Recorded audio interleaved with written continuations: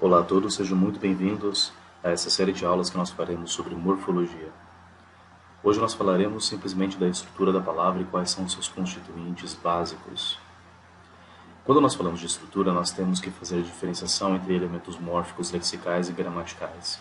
Por exemplo, para elementos mórficos lexicais se encontram características como o radical, que é o elemento básico da palavra, a vogal temática, que seria a vogal acrescentada ao radical, o tema, como sendo o radical acrescido da vogal temática, ou seja, dois elementos semelhantes, mas que se diferenciam na base. Estes elementos são aquilo que nós chamamos de lexicais, e os gramaticais nós ainda abordaremos nessa mesma aula, mas é necessário fazer essa diferenciação, porque normalmente se confunde muito elementos lexicais, ou seja, estruturas do ponto de vista básico, etimológico, e estruturas gramaticais, ou seja, o funcionamento daquela palavra em determinada frase, ou quais são os significados que ela consegue discernir através de terminações, desinências e assim por diante. Vamos falar primeiro do radical. O radical é o elemento básico da palavra, responsável por sua significação primária. O que isso significa? Quando nós pegamos três termos como legalizar, legalmente e legalizou, existe uma coisa em comum entre esses três itens lexicais, que é o radical legal. Essa parte que está em vermelho é aquilo que está em comum entre essas três palavras. Isso significa que o radical é a formação básica da palavra legalizar, legalmente e legalizou. Essas outras desinências que vocês veem aqui, como isar, mente, isou, elas fazem parte de outras características lexicais e também gramaticais, que nós veremos mais a seguir. A vogal temática é aquilo que serve de base para o acréscimo de desinências. Por exemplo, em substantivos e adjetivos, é possível dizer que a vogal A da palavra rosa é a sua vogal temática. E em verbos, a vogal a vogal E e a vogal I são vogais temáticas, respectivamente para a primeira conjugação, segunda e terceira conjugação. Assim que nós encontramos, portanto, as suas características base. Nós não vamos dizer que essa vogal da letra A em rosa, por exemplo, é uma terminação de gênero gramatical, porque não existe palavra roso, não existe palavra rosos.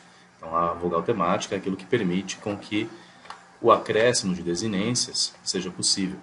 Por exemplo, rosado, rosas e assim por diante.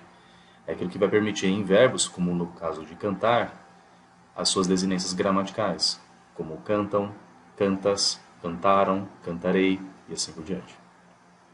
O tema é o radical acrescido da vogal temática. Agora, normalmente nós temos uma confusão entre as duas coisas, mas amar, nós temos o radical am, ou seja, a partir desse radical se deriva todas as suas terminações, desinências e tudo aquilo que vai ocorrer na palavra. A vogal temática, que é a letra A, e o seu tema, que vai ser então ama. Ou seja, o tema, ele não é exatamente a conjugação de um verbo ou a forma de um verbo específico. Na verdade, ele é a junção entre o radical e a vogal temática, que transforma a palavra amar aqui em amo. Então, a partir dessas características, nós conseguimos identificar e fazer a junção das duas coisas. Gostar é um outro exemplo. Nós temos o radical gost, a vogal temática a, e quando nós juntamos as duas coisas, nós temos o seu tema, gosta. Como valor gramatical, agora as características elas começam a ser mais diferenciadas. As desinências, por exemplo, elas têm elementos de valor gramatical que aparecem no final da palavra, como no caso de desinências nominais, que indicam gênero, como no caso da letra A, indicam número, como no caso da letra S. E um exemplo para isso é professora, professoras. E as desinências verbais também existem, como no caso, as que indicam tempo, como presente, passado, futuro, desinências de modo, como indicativo, subjuntivo, imperativo, e as que indicam pessoa, como eu, tu e nós. Normalmente as desinências nominais elas são muito claras e as desinências verbais elas detêm determinadas características que o contexto, que a forma lexical, gramatical, dentro de uma determinada frase, vai dizer exatamente quem é o responsável pela ação. Mas normalmente a própria desinência, do ponto de vista morfológico, já indica o tempo presente, o modo indicativo e a pessoa mesmo que está falando. Por exemplo, quando eu falo eu amo, se eu omitir a palavra eu, o pronome eu, e disser simplesmente amo, já está indicado que o tempo é presente, que é indicativo e que a pessoa que ama sou eu. Aqui outros exemplos que nós já conseguimos identificar quem são as pessoas responsáveis pela ação do verbo, o modo indicativo ou imperativo e assim por diante, e também o tempo, como no caso de amo, amas, já sabe-se que amas é a segunda pessoa do singular, amarei, primeira pessoa do singular no futuro, amaria e assim por diante.